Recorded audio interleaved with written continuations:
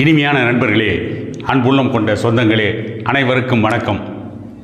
தனது கட்சிக்காரன், தனது கட்சியை சார்ந்த தொண்டர்கள் செய்கின்ற கொலையை கூட அது ஒரு சைவ நடவடிக்கை என்று பிரகடனப்படுத்தும் அரசியல் தலைவர்கள் மத்தியில் தன்னுடைய கட்சியை சார்ந்த தொண்டர்கள் செய்த தவறுக்கு பகிரங்கமாக வருத்தம் தெரிவித்த பாட்டாளி மக்கள் கட்சியின் தலைவர் அன்புமணி ராமதாஸ் அவர்கள், மாற்றான் தோட்டத்து மல்லிகையும் மணக்கும் என்று அரசியல் நாகரிகத்தை உதட்டளவில் பேசிக்கொண்டிருந்தால் போதாது, அதை உள்ளத்தளவில் செய்து காட்ட வேண்டும். ஆனால் அப்படி செய்வதற்கு தமிழ்நாட்டிலே எந்த அரசியல் கட்சி தலைவர்களும் தயாராக இல்லை. அன்புமணி ராமதாஸ் ஒருவர் மட்டும்தான் அந்த அரசியல் நாகரிகத்தை இன்றைக்கு பொதுவெளியிலே பிரகடனப்படுத்தி இருக்கிறார். கடந்த 23ஆம் தேதி கும்பகோணத்தில் நடைபெற்ற வன்னியர் சங்கத்தின் அனைத்து சமூக சமுதாய நல்லிணக்க மாநாட்டிற்கு வருகின்ற வழியில் வளையப்பட்டி என்கின்ற சிற்றூரில் விடுதலை சிறுத்தைகள் கட்சியின் கொடி கம்பத்தை பாட்டாளி மக்கள் கட்சியை சார்ந்த இளைஞர்கள் சேதப்படுத்தி விட்டார்கள் என்பதற்காக அதை அன்புமணி அவர்கள் நியாயப்படுத்தி பேசவில்லை.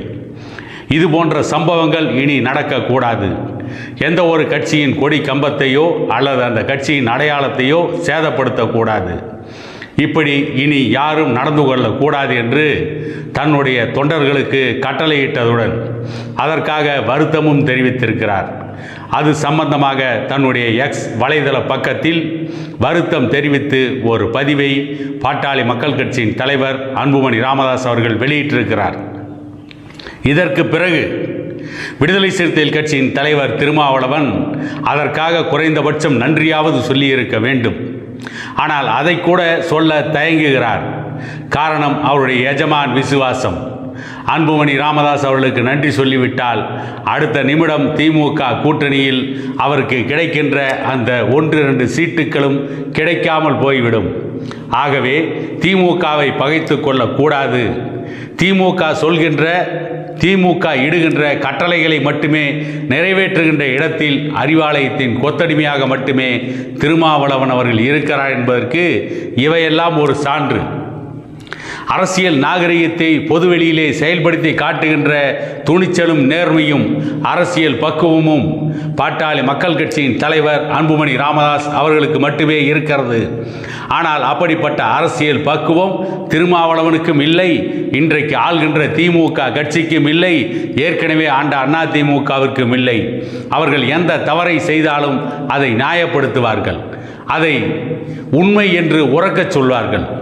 அப்படிப்பட்ட நிலைமையிலே தான் தமிழகத்திலே இருக்கின்ற பெரும்பாலான கட்சிகள் இருக்கின்றன. அதே நேரத்தில் விடுதலை சிறுத்தைகள் கட்சிக்கு வருத்தம் தெரிவித்து எக்ஸ் வலைதள பக்கத்தில் அன்புமணி ராமதாஸ் அவர்கள் பதிவு செய்த பிறகும் திண்டிவனத்தில் வேண்டுமென்றே திட்டமிட்டு விடுதலை சிறுத்தைகள் கட்சியை சார்ந்தவர்கள் டாக்டர் ஐயா அவர்களுடைய வீட்டின் முன்னால் அத்துமீறி இருக்கிறார்கள். வன்முறையை நிகழ்த்துவதற்கு திட்டமிட்டு இருக்கிறார்கள். வன்முறை வெறியாட்டம் போடுவதற்கு அவர்கள் கூட்டத்தை திரட்டி கொண்டு வந்து கோஷம் எழுப்பி இருக்கிறார்கள், தாறுமாறாக பேசியிருக்கிறார்கள். ஆனால் இவற்றை எல்லாம் கண்டித்து அறிக்கை விடுகின்ற இடத்திலேயோ அல்லது இணையதளத்தில் ஒரு பதிவு போடுகின்ற அரசியல் நாகரிகமோ திருமாவளவனுக்கு கொஞ்சமும் இல்லை. திருமாவளவன் திமுகவின் எடுபிடியாக கைப்பாவையாக மாறிவிட்டார். திமுக இடுகின்ற கட்டளையை செய்து முடிக்கின்ற எஜமான் விசுவாசத்தோடு அவர் செயல்பட்டு கொண்டிருக்கிறார். வட தமிழகத்திலே வன்னியர் தலித் மோதலை உருவாக்க வேண்டும் என்று திமுக நினைக்கிறது. அதற்கு திருமாவளவன் துணை போய் கொண்டிருக்கிறார். இன்னும் சொல்ல போனால் திருமாவளவன் தலித் சமூக மக்களுக்கே துரோகத்தை தான் பரிசாக கொடுத்து கொண்டிருக்கிறார்.